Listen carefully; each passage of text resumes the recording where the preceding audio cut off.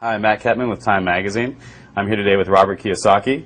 He is the best-selling author of Rich Dad, Poor Dad, which has been translated into more than 50 languages and is the #1 personal finance book in the history of the world. Thank you for joining us today, Robert. Thank you. This question comes to us from A.J. Gupta from Grays Lake, Illinois. If you did not have the Rich Dad in your life, what would you be doing today? It's hard to say if I didn't have my rich dad because as a young kid, starting at probably about the age of 5, 6, 7, 8, 9, I really wanted to be rich. So I think number one is desire, and then you naturally seek your role models and teachers. And in my lifetime, I've had multiple rich dads. My rich dad was my best friend's father starting at the age of 9. And then today, I still seek mentors and wise men and wise women because that's how you get wiser, is by hanging out with smart people. And this one comes to us from Lagos, Nigeria. What made you write Conspiracy of the Rich? It goes back to why don't we have financial education in our schools? I mean, good question, right? Right.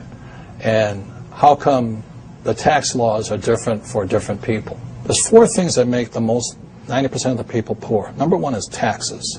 2 is debt, the college loans, house loans, car payments, credit cards. 3 is inflation. Everything goes up because taxes go up. It's not because things are more expensive. It's taxes. If I have to pay more taxes, I have to pass that on. And the 4th thing that makes people poor is a retirement plan, that 401k or the IRA or their SIP. I don't need a retirement plan because all of my assets produce income. So like I have 1,400 apartments. Every month I get a check. Why do I need a retirement plan? I have 8 oil wells. Every month I get a check. Are there some people who should play it safe and do the traditional route and just pick up a house, pay the mortgage? That's probably the most dangerous thing you can do today. What's happening in the Western world, in America, we're going to become a third world nation. Rich and poor. That's it. The middle class is being wiped out.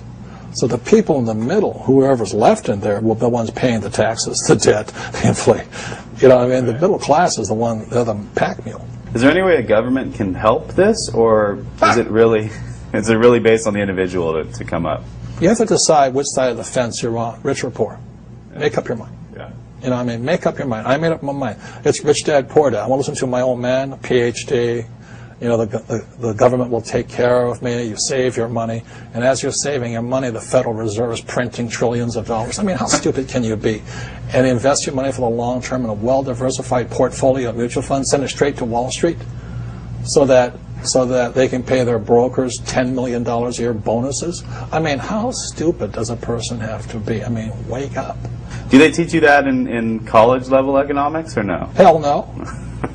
Are you kidding me? Absolutely not. By design. If you read Conspiracy of the Rich, 1903, John D. Rockefeller took over the financial education system by creating the General Education Board. And since then, the rich have controlled what is taught at schools. This question comes to us from Tokyo. Jay Sienna asks, you always say that your poor dad forbade everyone to talk about money at the dinner table. Did you ever ask him why? And at your dinner table now, are people allowed to talk about money? That's all I talk about is about money. Tell me something money does not affect. Does money affect education? Absolutely. If you have money, you can go to the best schools. Look at George Bush. Right. This one comes from Laredo, Texas, from Steven San Ramon. When you and your wife were living out of your car, how did you remain so confident that you would be able to accumulate enough wealth to not only retire rich, but young as well?